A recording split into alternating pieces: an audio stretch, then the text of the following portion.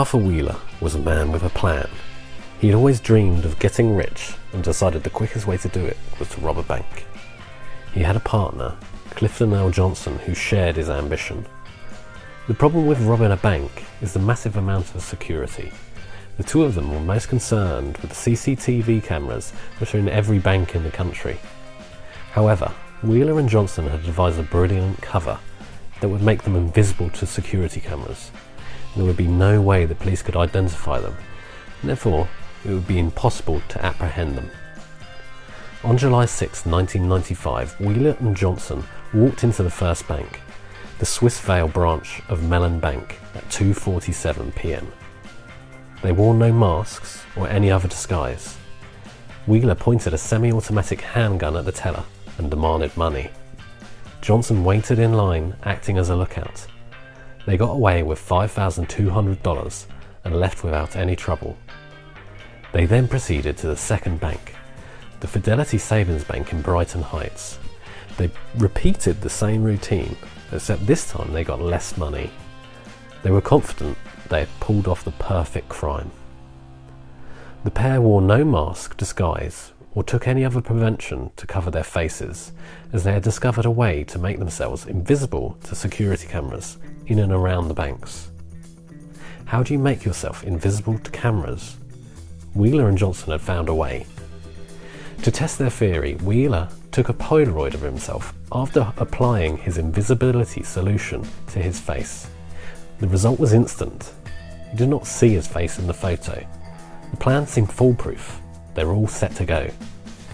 Wheeler and Johnson walked into the two banks in Pittsburgh and robbed them at gunpoint. They simply smeared lemon juice on their faces and hoped for the best.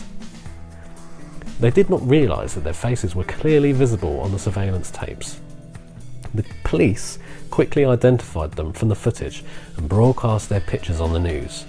Within hours, they received anonymous tips that led directly to Wheeler's arrest. Wheeler was stunned when he saw the evidence against him. He could not believe that his clever trick had failed. He exclaimed in disbelief, "But I wore the lemon juice! I wore the lemon juice!"